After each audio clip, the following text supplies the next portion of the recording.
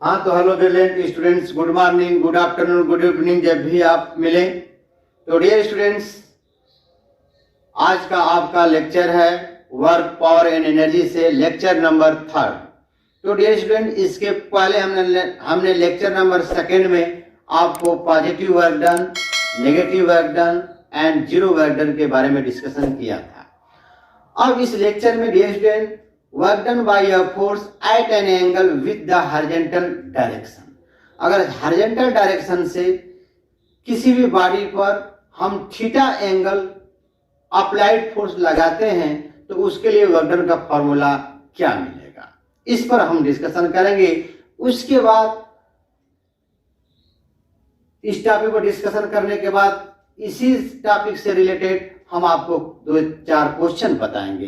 तो जल्दी से पेन कॉपी निकाल लें और नोट्स बनाना स्टार्ट कर दें। हमारा आपका खूबसूरत एवं ब्यूटीफुल सा channel physics and chemistry study by Goyal Baba. तो चलिए स्टार्ट करते हैं। तो डियर स्टूडेंट, हेड डालेंगे आप work done by a force at an angle with the horizontal direction, that is obliquely. मेरे कहने का मतलब, सिंस यहाँ पर ये है डियर स्टूडेंट, हियर यहाँ force applied is not in the direction of movement. ये बॉडी पर देखिए फोर्स लगा रहे हैं, जैसे ट्रॉली बैग है। ट्रॉली बैग को हम स्टैंड निकालते हैं, स्टैंड निकालने के बाद उसको अप्लाइड फोर्स लगाते हैं हॉरिजॉन्टल से थीटा एंगल पर। हॉरिजॉन्टल मान लीजिए ये है, इसको हमने यहां से पकड़ा और क्या किया, इस बैग को, ट्रॉली बैग को या इस मार्कर को ऐसे अप्लाइड फोर्स लगा रहे हैं। यानी डिस्प्लेसमेंट के डायरेक्शन में अप्लाइड फोर्स ना लगाकर डिस्प्लेसमेंट से थीटा एंगल पर हम फोर्स लगा रहे हैं किसी बॉडी पर, और यह बॉडी इस डायरेक्शन में क्या हो रही है, डिस्प्लेस हो रही है, यानी मूव कर रही है, मूवमेंट हो रहा है बॉडी का इधर, और फोर्स लगा रहे हैं डिस्प्लेसमेंट से थीटा एंगल पर। तो here force applied is not in the direction of movement. Direction of movement के डायरेक्शन में हम फोर्स न लगाकर थीटा एंगल पर फोर्स लगा रहे हैं, तो so we can not apply. जैसे एग्जांपल में यहां पर हमने क्या लिया, एक टॉय कार ले लिया, ठीक, और इस टॉय कार को हम थीटा एंगल पर फोर्स लगा रहे हैं, ठीक, थीटा एंगल पर फोर्स लगा रहे हैं और बॉडी इस डायरेक्शन में क्या हो रही है, मूवमेंट हो रही है, ठीक है। तो जब मूवमेंट हो रही है तो अब हम इस एफ को यूज नहीं करेंगे, यानी इसलिए हमने लिखा कि so we can not apply, यानी इस एफ को हम अप्लाई नहीं करेंगे वर्क डन के फार्मूला में। तो कैसे आप समझेंगे, to calculate the work done, जैसे सपोर्ट दैट यहां पर एक क्या है, आपका अर्थ है, ये ग्राउंड है, ग्राउंड पर एक ब्लॉक रखा हुआ है, इसका पोजीशन मान लिया गया ब्लॉक का क्या है, ए है, और इस ब्लॉक को ए से कहां पहुंचाया जा रहा है, बी पहुंचाया जा रहा है। ए से कहां पहुंचाया जा रहा है, बी पहुंचाया जा रहा है। ध्यान समझिए, तो ए और बी के बिटवीन का डिस्टेंस हम एस मान लिया, ध्यान समझिए, और इस ब्लॉक पर हमने अप्लाइड फोर्स यू लगाया। तो अप्लाइड फोर्स आपने इधर लगाया, तो इसको हमने इमेजिन किया कि ये हॉरिजॉन्टल डायरेक्शन है, इस हॉरिजॉन्टल डायरेक्शन से आपने थीटा एंगल पर इस ब्लॉक पर क्या लगाया, आपने फोर्स लगाया। It's okay. अब देखिए, जब इस डिस्प्लेसमेंट से यानी हॉरिजॉन्टल डायरेक्शन से आपने इस ब्लॉक पर थीटा एंगल पर क्या लगाया, अप्लाइड फोर्स लगाया।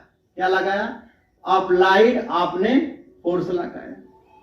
तो अब ध्यान दीजिए, इस ब्लॉक को ए से बी तक मूवमेंट कराने में रिस्पॉन्सिबल फोर्स आपका क्या होगा, तो this force are resolving into two component, एक एक्स और एक वाई।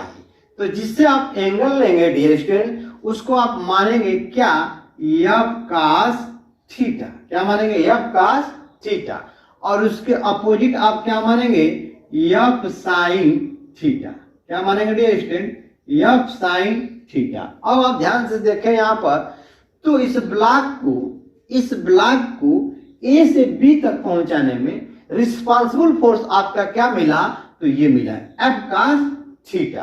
तो अब यहां पर फॉर्मूला क्या लिखेंगे, यहां पर work done is equal to, आप लिखेंगे रिस्पॉन्सिबल फोर्स, रिस्पॉन्सिबल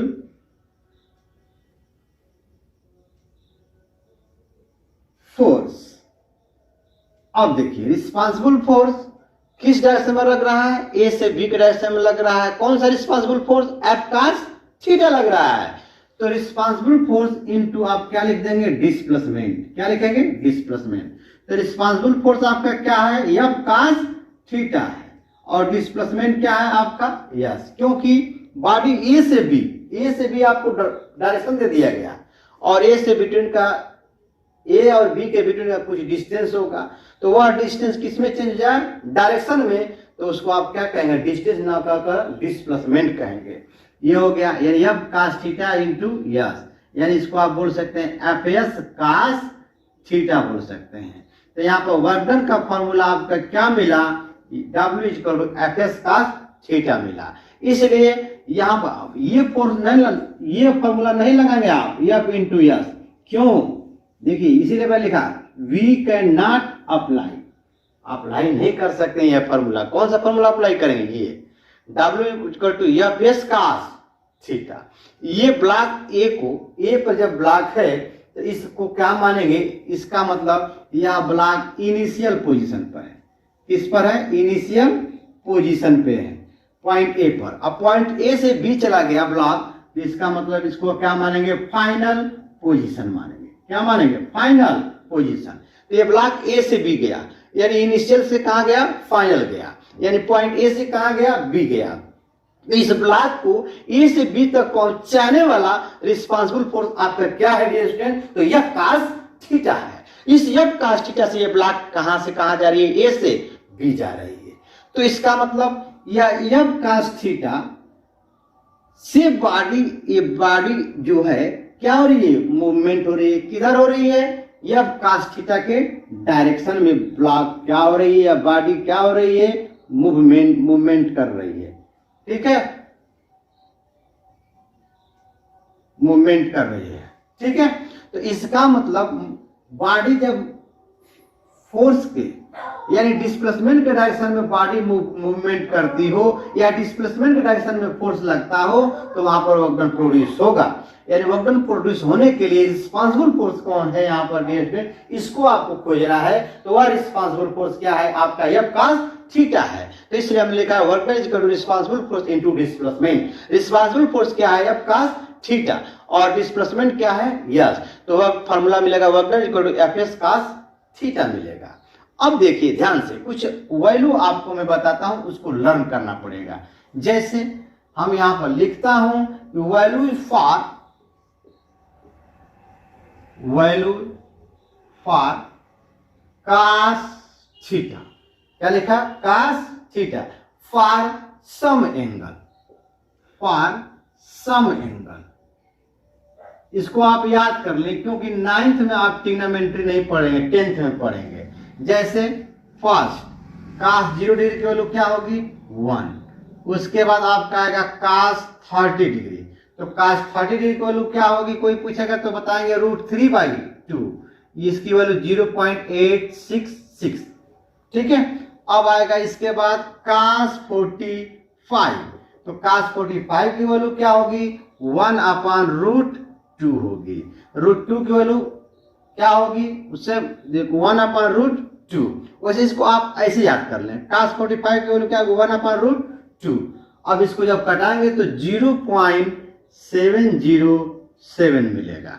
अब कास 45 के बाद कास आप ले लें 60 डिग्री, तो कास 60 डिग्री क्या होगी, वैल्यू 1/2 होगी। ठीक है, अब कास 60 डिग्री के बाद कास 90 डिग्री आ गया, तो कास 90 डिग्री की वैल्यू क्या हो जाएगी, 0 हो जाएगी।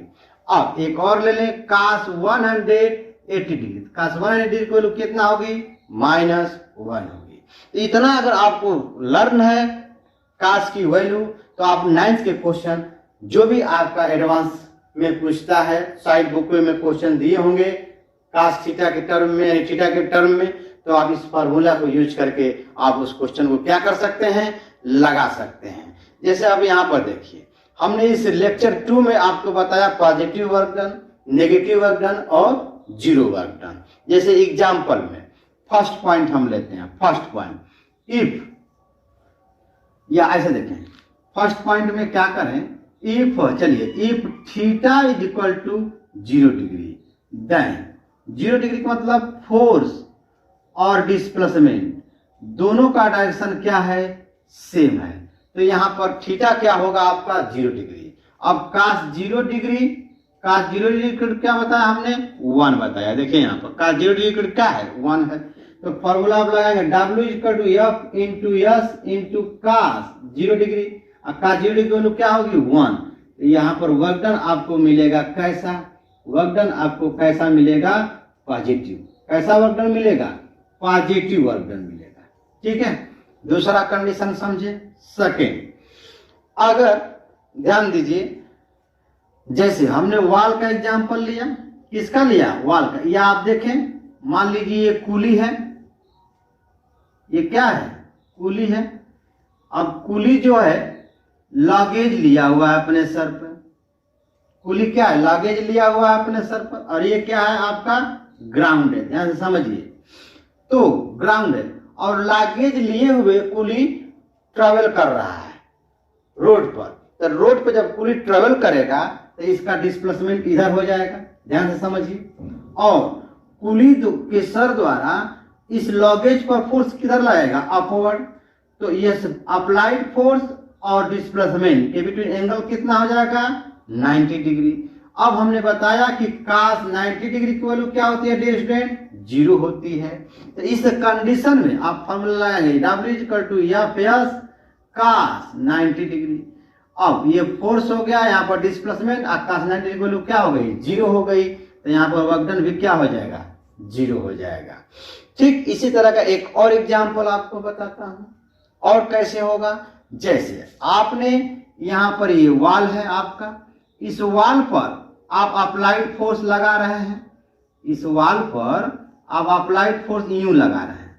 तो यह अप्लाइड फोर्स जब यूं लगा रहे हैं इस वॉल पर इधर को, लेकिन यहाँ पर फोर्स ये जो है कि यहाँ पर आप फोर्स यूं लगा रहे हैं, ठीक, और डिस्प्लेसमेंट आपका क्या है, 0 है। तो यहां पर भी इस कंडीशन में भी वर्क डन क्या होगा आपका, 0 होगा। लेकिन यहां पर ध्यान दीजिए, यहां पर थीटा यूज नहीं किया जा रहा है। आई बात समझ में, लेकिन यहां पर थीटा यूज कर रहे हैं। अब देखिए नेगेटिव वर्क डन कैसे होगा। मान लीजिए अप्लाइड फोर्स, थर्ड देखें तो सेकेंड रहा, ठीक, सेकेंड कंडीशन। थर्ड को देखें, थर्ड पॉइंट, ये थर्ड पॉइंट हो गया। थर्ड पॉइंट में क्या है, if theta = 180 degree, then 180 degree मतलब अप्लाइड फोर्स इधर लगाया जाता हो, sorry applied force right side हो और बॉडी किधर डिस्प्लेस हो, लेफ्ट साइड हो, तो दोनों के बिटवीन एंगल कितना आ जाएगा, 180 डिग्री। cos 180 डिग्री की वैल्यू कितनी होती है, -1 होती है। तो आप formula W = F cos 180 degree लगाते हैं आप, ये हो जाएगा F, ये हो जाएगा S और ये हो जाएगा -1, plus minus minus F × S। Work done कैसा आया, नेगेटिव आया। वर्क डन कैसा आया, नेगेटिव आया। तो डियर स्टूडेंट जल्दी से इसको नोट कर लें या स्क्रीनशॉट ले लें, तो हम आपको इस ट्रिग्नोमेट्री वाले फार्मूले पर यानी cos थीटा के वाले फार्मूले पर हम आपको न्यूमेरिकल बताते हैं पहले, उसके बाद विदाउट cos का भी हम लोग न्यूमेरिकल लगा सकते हैं। पहले cos पे न्यूमेरिकल लगाते हैं, ठीक है। तो जल्दी करें, स्क्रीनशॉट ले लें या आप वीडियो को पॉज करके नोट कर लें, तो मैं इस पर न्यूमेरिकल बताता हूं आपको। हाँ तो डियर स्टूडेंट्स, अब हम लोग देखते हैं क्वेश्चन। क्वेश्चन फर्स्ट क्या कह रहा है, कह रहा है कि for moving a truck on the road of force of 50 Newton is applied at an angle of 30 degree to the road. So how much work will be done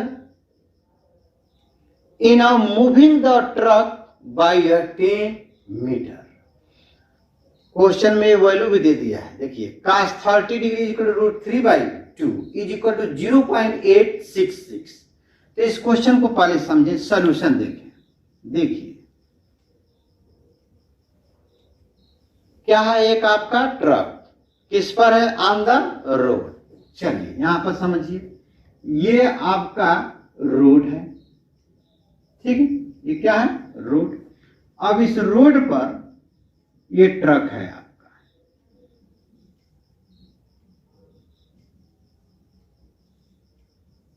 ये truck है, ध्यान समझिए। अब इस ट्रक पर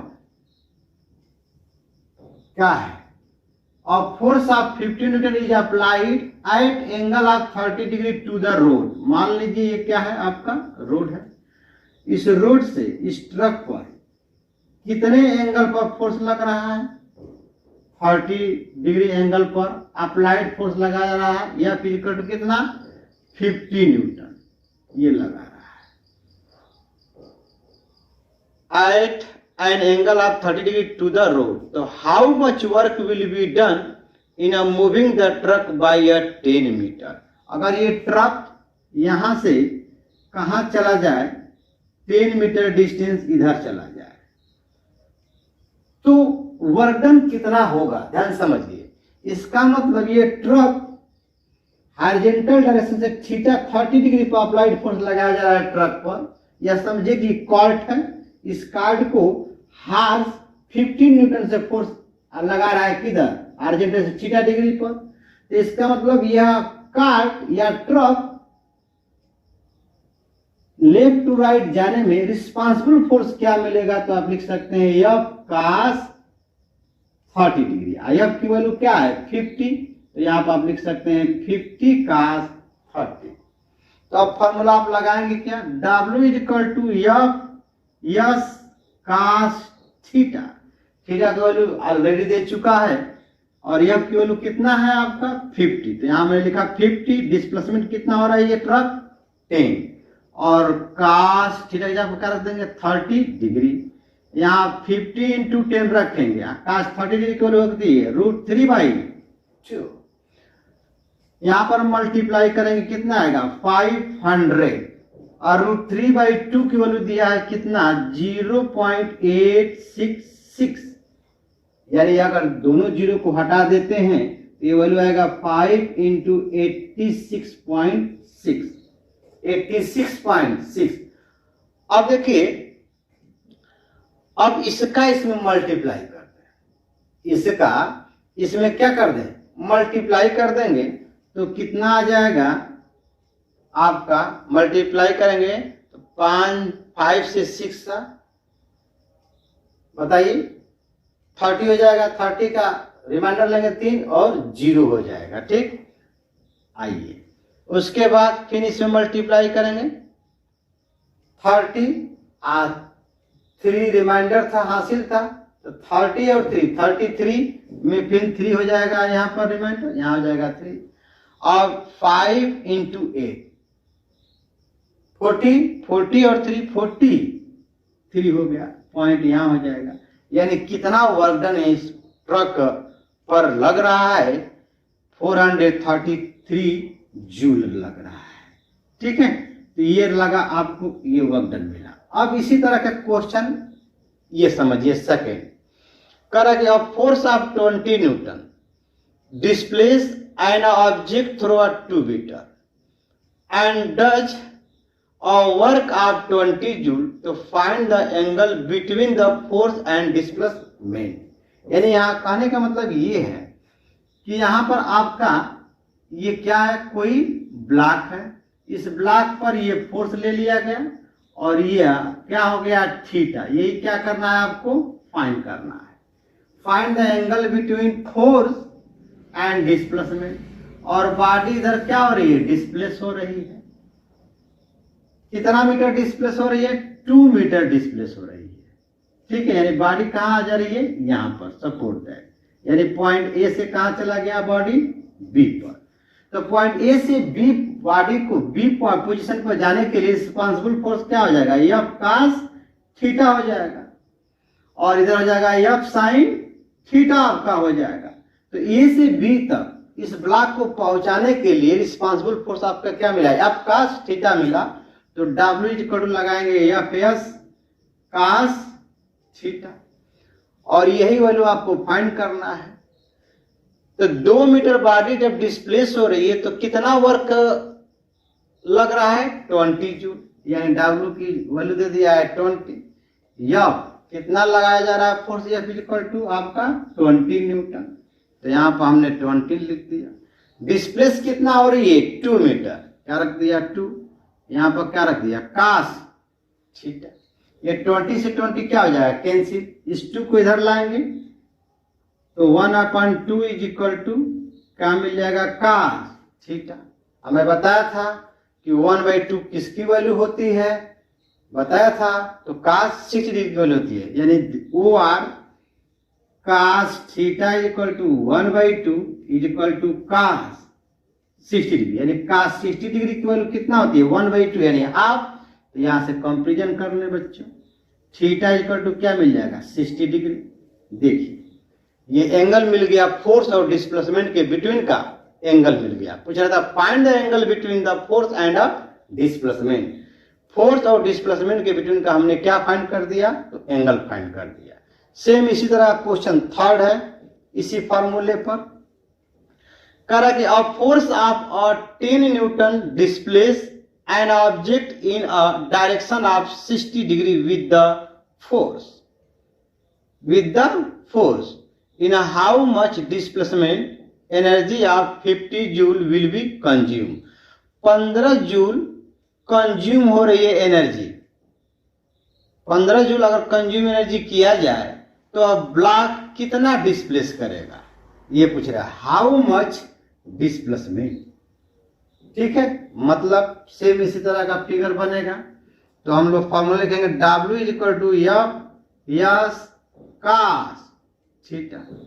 कितना कंज्यूम एनर्जी हो रही है 15 जूल, यहां लिख दिया हमने 15 जूल।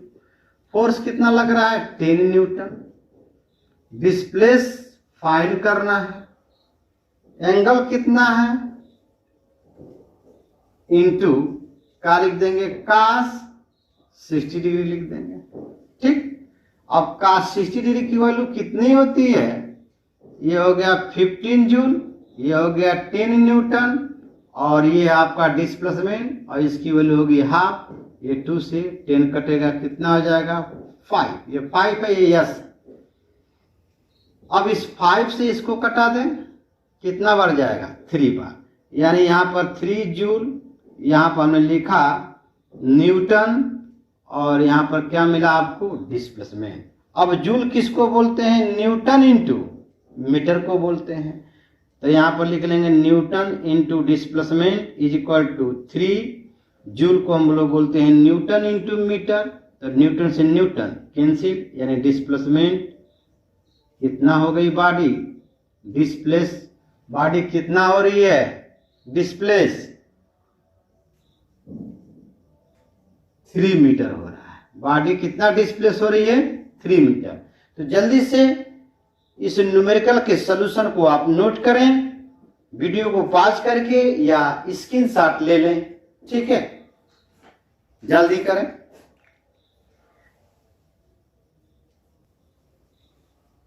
हाँ तो डियर स्टूडेंट्स, अब नेक्स्ट क्वेश्चन देखें। क्वेश्चन नंबर 4 में क्या बोल रहा है, कह रहा है कि अ कार वेइंग 1000 kg, एक कार है उसका मास कितना है 1000 kg, and travelling at 30 meter per second stops, 30 meter per second travel करने के बाद वह कार क्या हो जा रहा है स्टॉप हो जा रहा है एट अ डिस्टेंस, कितना मीटर 30 मीटर डिस्टेंस चलने के बाद कार क्या हो जा रही है स्टॉप हो जा रही है। Sorry, a car weighing 1000 kg, यानी कार का मास कितना दे दिया है 1000, and travelling at 30 meter per second, इतने मीटर पर सेकेंड की स्पीड से कार ट्रेवल कर रही है, stops at a distance of 50 meter, 50 meter चलने के बाद कार क्या हो जा रही है स्टॉप हो जा रही है, रुक जा रही है। डिसेलरेटिंग यूनिफॉर्मली, यानी डिसेलरेट कब होगा कार, जब ब्रेक अप्लाइड ब्रेक यूज किया जाएगा। तो what is force exerted by the brake, कितना फोर्स एग्जर्ट हुआ होगा कार के टायर पर कि कार क्या हो जाए स्टॉप हो जाए, और क्या कर रहा है what is the work done by the brake. ठीक है, फोर्स पूछ रहा है और वर्क डन पूछ रहा है। इतनी बात समझ में आया। तो अकॉर्डिंग टू क्वेश्चन सॉल्यूशन में समझें, मास दे दिया है आपका कितना 1000 kg। अब देखिए स्टॉप होने के बाद उसकी फाइनल वेलोसिटी क्या हो जाएगी 0। इसका मतलब ये क्या है आपका इनिशियल वेलोसिटी। तो इनिशियल वेलोसिटी कितना दे दिया है dear student 30 meter per second, और फाइनल वेलोसिटी आपकी क्या हो जाएगी ब्रेक लगाने के बाद 0 हो जाएगी। ठीक है, तो इसका मतलब जब फाइनल वेलोसिटी उसकी 0 हो रही है तो उस समय तक डिस्प्लेस कितना हो रहा है बॉडी 50 मीटर, यानी डिस्प्लेसमेंट कितना दे दिया है 50 मीटर दे दिया है। आई बात समझ में। तो क्या पूछ रहा है फोर्स एक्सर्टेड, यानी यह पूछ रहा है। दूसरा क्या पूछ रहा है work done by the brake, यानी W पूछ रहा है। ठीक है, इतनी बात समझ में आया। एक इक्वेशन आपके पास है v square is equal to u square plus 2as। अब क्यों इस इक्वेशन के बारे में सोचेंगे, मोशन इन स्ट्रेट लाइन में आप पढ़े होंगे 9th में, पहला चैप्टर है आपका फिजिक्स का। ये v स्क्वायर ये u स्क्वायर प्लस 2as। देखिए इसके बाद दो इक्वेशन और है v is equal to u plus 80, और दूसरा equation h is equal to ut plus half 80 का स्क्वायर। तो और तीसरा इक्वेशन ये आपने लिखा ही है। तो ध्यान दीजिए आपके पास इस क्वेश्चन में कहीं टाइम का नाम नहीं लिया, इसलिए टाइम वाला इक्वेशन जो भी है उसको हम यूज नहीं करेंगे। तो यहाँ पर फाइनल वेलोसिटी ब्रेक लगाने के बाद उसकी वेलोसिटी क्या हो जाएगी 0। तो u स्क्वायर प्लस क्या हो गया 2s को 2s हो गया। तो 2s इज इक्वल टू आप क्या लिखेंगे, या यहाँ पर देखें मान लीजिए ये फार्मूला आपका है। तो 2as इज इक्वल टू, इसको इधर रहने दे, इसको इधर ला सकते हैं, v स्क्वायर माइनस क्या हो जाएगा u स्क्वायर। इतनी बात समझ में आया या नहीं आया। तो a इज इक्वल टू क्या हो जाएगा v square minus u square upon 2s। अब ये वेलोसिटी क्या है ध्यान दीजिए 0 फाइनल वेलोसिटी है, माइनस इनिशियल वेलोसिटी कितना दिया है 30 दिया है। तो 30 का क्या कर देंगे स्क्वायर अपान 2s। यस की वैल्यू कितना दिया है 50 मीटर, ये हो जाएगा 100, और ये हो जाएगा 3 3 जा 9 और डबल 0, 900 अपान बतावे कितना हो जाएगा 100, 0 0 0 से कैंसिल हो जाएगा। देखिए यहाँ पर आया 9 मीटर पर सेकेंड माइनस का आया, इसका मतलब माइनस ये हो जाएगा इतना, यानी माइनस 9 मीटर पर सेकेंड का स्क्वायर। तो इस एक्सेलरेशन को अगर एक्सेलरेशन नेगेटिव में जाता है तो उस एक्सेलरेशन को हम लोग एक्सेलरेशन न बोलकर क्या बोलते हैं रिटार्डेशन। तो रिटार्डेशन यहाँ पर कितना मिला आपका -9 मिला, यानी रिटार्डेशन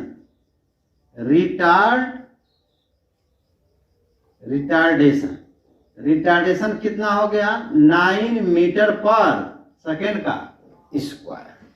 अब ध्यान समझिए यहाँ पर रिटार्डिंग फोर्स अब देखा जाए, क्या देखा जाए रिटार्डिंग फोर्स, क्योंकि वही पूछ रहा है फोर्स एक्सर्टेड। रिटार्डिंग फोर्सेस तो क्या होगा कार स्टॉप होगी। तो रिटार्डिंग फोर्स आप देख लें, रिटार्डिंग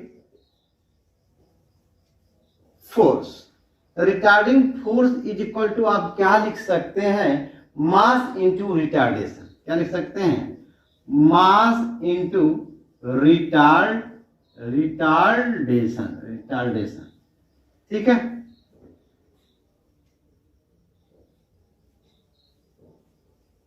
रिटार्डेशन। तो मास कितना है 1000, रिटार्डेशन कितना है 9, ये कितना आ जाएगा 9000 न्यूटन रिटार्डिंग फोर्स लगेगा। This retarding force are known as force exerted by the brake. अब क्या पूछ रहा है work done by the brake, क्या पूछ रहा है work done by the brake. तो W इज इक्वल टू लिखेंगे F इंटू यस। अब ध्यान से समझिए यह क्या है रिटार्डिंग फोर्स यानी माइनस है, लेकिन जब मैंने रिटार्डिंग फोर्स लिख दिया तो यहाँ पर माइनस नहीं लिखेंगे, यहाँ पर क्या लिख देंगे 9000 और डिस्प्लेस कितना हो रही है बॉडी आपका 50 मीटर, यानी ये डिस्प्लेस हो रही है। तो यहाँ पर क्या लिख देंगे 50, 3 और 1 4, लिख देंगे 10 का पावर 4, 9 इंटू क्या मिलेगा 5, 9 इंटू 5 इंटू 10 का पावर 3 और 1 4, मल्टीप्लाई करें 45 इंटू 10 का पावर कितना आ जाएगा 4, एक पॉइंट और बढ़ा दें 4.5 इंटू 10 का पावर 5 जूल आ जाएगा। वर्क की एसआई यूनिट क्या होती है जूल। वर्क कैसी क्वांटिटी है तो आपकी स्केलर क्वांटिटी है, ठीक है। तो इस तरह से आपके न्यूमेरिकल होंगे। आई बात समझ में, जल्दी से इसको नोट करें। तो एक क्वेश्चन आपको और बताता हूं, उसके बाद लेक्चर को एंड करूंगा, ठीक है। नोट कर लें वीडियो को पॉज करके या स्क्रीनशॉट ले लें, मैं थोड़ा साइड हो जाता हूं।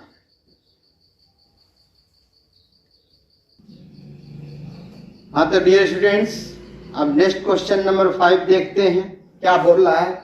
क्वेश्चन नंबर 5 आपका कह रहा है कि a force of 7 Newton acts on an object, किसी ऑब्जेक्ट पर 7 न्यूटन फोर्स एक्टिंग लगाया जा रहा है। द डिस्प्लेसमेंट इज से 8 मीटर और वह ब्लॉक 8 मीटर डिस्प्लेस हो रही है इन the direction of the force, जिधर फोर्स लगाया जा रहा है उसी डायरेक्शन में डिस्प्लेस हो रही है बॉडी।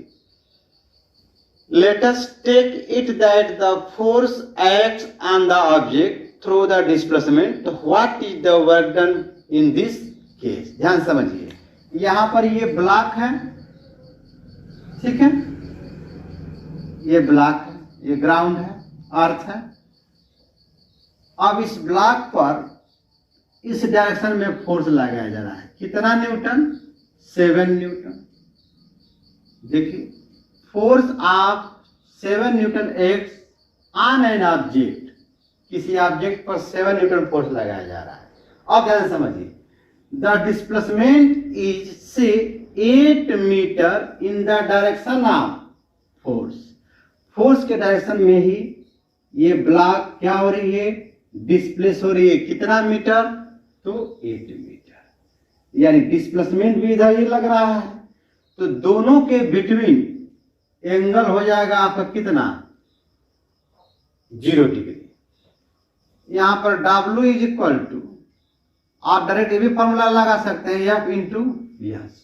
हमने भी बताया है कंडीशन, जब पॉजिटिव नेगेटिव और 0 वक्त पढ़ाया था। तो फोर्स कितना है आपका 7 न्यूटन, डिस्प्लेसमेंट कितना है 8, कितना आ जाएगा 56 जूल हो जाएगा। ज्यादातर इसी तरह क्वेश्चन आपके आएंगे, या आप अगर एंगल से लगाते हैं तो W is equal to F into S into क्या हो जाएगा cos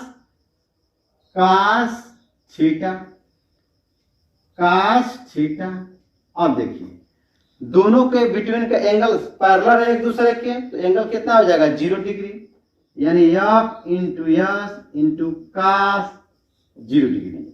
since cos 0 degree is equal to कितना होता है 1, तो यहाँ हो जाएगा F into S into 1। F कितना दिया है आपका 7 न्यूटन, रख लेंगे 7 न्यूटन। डिस्प्लेसमेंट कितना दिया है 8 इंटू 1, 8 1 जा 8, 7 इंटू 8, 8 7 जा 56 जूल। ये रहा आपका लास्ट क्वेश्चन आज का। डियर स्टूडेंट, अगर आपको लेक्चर अच्छा लगता हो तो लाइक और कमेंट करना ना भूलें। It's okay, bye, thanks.